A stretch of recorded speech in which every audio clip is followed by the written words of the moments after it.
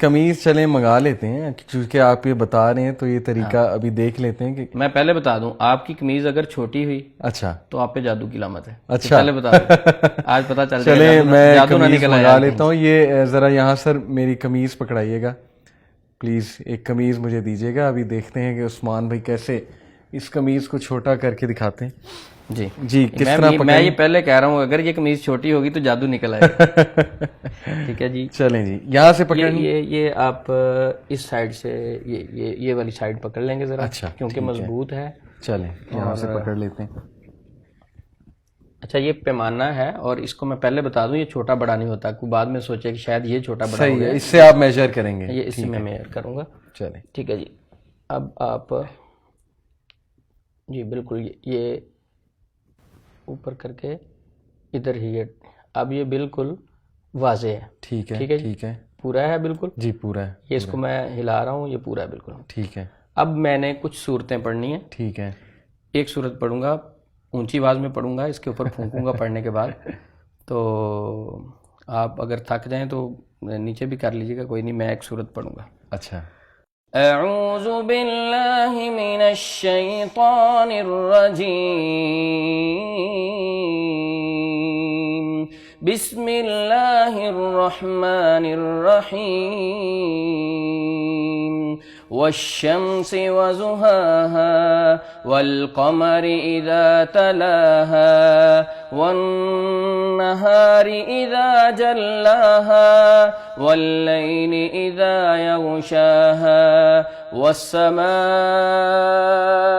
وما بناها والأرض وما طحاها ونفس وما سواها فألهمها فجورها وتقواها قد أفلح من زكاها وقد خاب من دساها كذبت ثمود بتغواها إذ انبعث أشقاها فقال لهم رسول الله ناقة الله وسقياها فكذبوه فعقروها فدمدم عليهم ربهم بذنبهم فسواها ولا يخاف عقباها.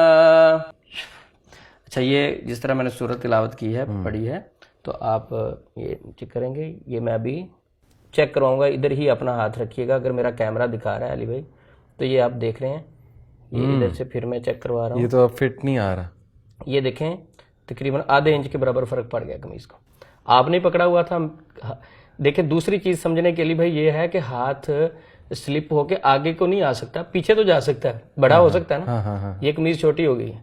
بالکل میں نے آپ کو کہا تھا آپ میں جادو نکل آنا تو علاج کروانا پڑ جائے گا. اللہ معاف کرے. اچھا میں اس کو انشاءاللہ میں مذاق کر رہا ہوں.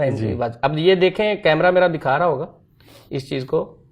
یہ جی صاف ظاہر ہے. مجھے کم از کم کتنا آدھے انچ سے زیادہ فرق پڑ گیا ہے قمیض کو. بالکل تقریباً. بالکل. اچھا اب علی بھائی یہ جو آپ کو میں نے چیز کر کے دکھائی، آپ کبھی کہہ سکتے ہیں کہ اس میں کوئی غلط گائیڈنس ہو سکتی، کیونکہ میں نے اونچی آواز سے قرآن پاک کی تلاوت کی. ٹھیک ہے اور پھونکا. جی کوئی اس میں کوئی غیر شرعی چیز ظاہری نظر نہیں آئی، لیکن یہ ایک نفسیاتی طور پہ غلط طریقہ تھا. میں کرتا رہا ہوں، چھوڑ دیا. اچھا ٹھیک ہے. اب آپ سے تو میں ویسے کیمرے پہ دکھا رہا ہوں، جو ایک ذہنی پریشان آدمی آئے گا اس کی قمیض اس طرح چھوٹی ہو جائے گی. ٹھیک ہے. اب وہ بتائیں کہ اس بیچارے کی کیفیت کیا ہوگی. صحیح. ٹھیک ہے. اب آپ اس سے تو کنفرم ہو جائے گا کہ کنفرم جادو ہوگا. اب آپ کو یہ نہیں آپ نے کویشچن کیا کہ یہ چھوٹی کیسے ہوگی؟ آپ کو سمجھ لگی کہ بات چھوٹی کیسے ہوئی؟ نہیں مجھے تو نہیں لگی. مجھے تو ایسے ہی لگا ہے کہ واقعی جیسے آپ نے کچھ پڑھ کے جو پھونکا ہے تو اس وجہ سے چھوٹی ہوگی. دیکھیں میں بتاتا ہوں. جب میں نے سورۃ شمس کی تلاوت کی، ٹھیک ہے، آپ کی توجہ اس طرف آئی اور لمبی صورت تھی. جی. آپ نے بازو ادھر رکھے ہوئے تھے. ٹھیک ہے. اب ظاہر بات آپ اگر ادھر ہی رکھتے تو میں اور پڑھتا رہتا، کیونکہ آپ نے شروع میں تھا چھوٹی سورہ ہے تو میں اوپر ہی رکھا. لیکن آپ اگر ادھر ہی رکھتے تو سورہ شمس سے اگلی صورت پڑھ دیتے. اگلی آپ نے تھک کے نیچے کرنے تھے نا. جب آپ چیک کروانے کے لیے قمیض پکڑتے ہیں اس کے بعد جب اس کا آپ اینگل چینج کرتے ہیں تو اتنا فرق پڑ جاتا ہے.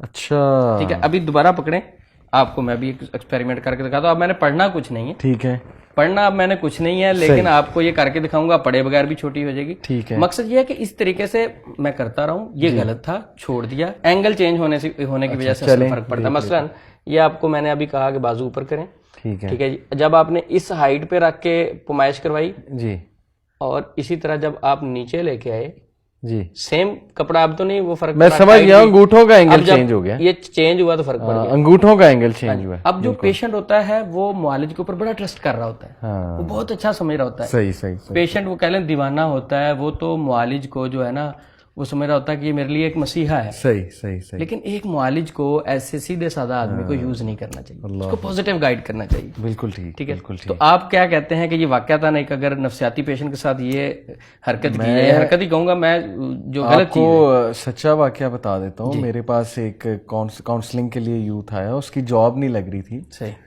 تو اس نے کہا میں ہر جگہ گیا ہوں, میں سائیکالوجسٹ کے پاس گیا ہوں, میں جادو کرانے والے مولوی صاحب, جادو کا علاج کرنے والے ہیں ان کے پاس گیا ہوں. جی. میں نے اشتیاق میں پوچھا کہ آپ کو کیا کہا انہوں نے, کہتے انہوں نے بس میرے یہاں پر ایک مارکر لگایا, یہاں پر ایک مارکر لگایا, اور پھر مجھے بتایا ان دونوں کے درمیان ڈسٹینس کم ہو گیا ہے, تو اس کا مطلب ہے تم پر جادو. تب میں بڑا حیران ہوا کہ یار یہ کون سا طریقہ ہے, ایک مارکر ادھر لگاؤ, ایک مارک ادھر لگاؤ. تو ابھی جو آپ نے یہ سمجھایا, اس سے مجھے سمجھ آیا کہ شاید اس میں بھی کوئی ایسی, اس میں بھی بازو کی کوئی اینگل چینج ہوتا ہوگا. میرا اس میں اسکن ایکسٹینڈ ہوتی ہوگی, بعد میں اسکن قریب آ جاتی ہوگی, انہوں نے اس میں کوئی نہ کوئی مارجن. میں بڑا تب بھی حیران ہوا تھا کہ یہ کون سی ٹیکنیک ہے. اچھا صحیح. تو یہ تھا قمیض چیک کرنے کا طریقہ. میں بڑا عرصہ, یعنی میرے پاس پیشنٹ آتے, اچھا کئی پیشنٹ پوچھتے تھے کہ سر یہ آپ کرتے ہیں تو یہ شریعت میں بھائی قرآن ہی تو پڑھا ہے آپ کے سامنے. بالکل ٹھیک. اچھا دوسری بات کہتے تھے تھرمامیٹر سے بخار نہیں چیک ہو سکتا, تو اس سے جادو کیوں نہیں چیک ہو سکتا. اب وہ پیشنٹ بیچارہ چپ کر جاتا تھا. تو حقیقت یہ ہے کہ اسے نفسیاتی مریض بنا دیا جاتا ہے. تو اگر کوئی معالج آپ سے قمیض مانگتا ہے, چیک کرتا ہے وہ دھاگے سے بالشت کے ساتھ, یہ مت سمجھیں کہ آپ کے اوپر واقعتاً جادو ہے, وہ ایک نفسیاتی ایشو بھی ہو سکتا ہے.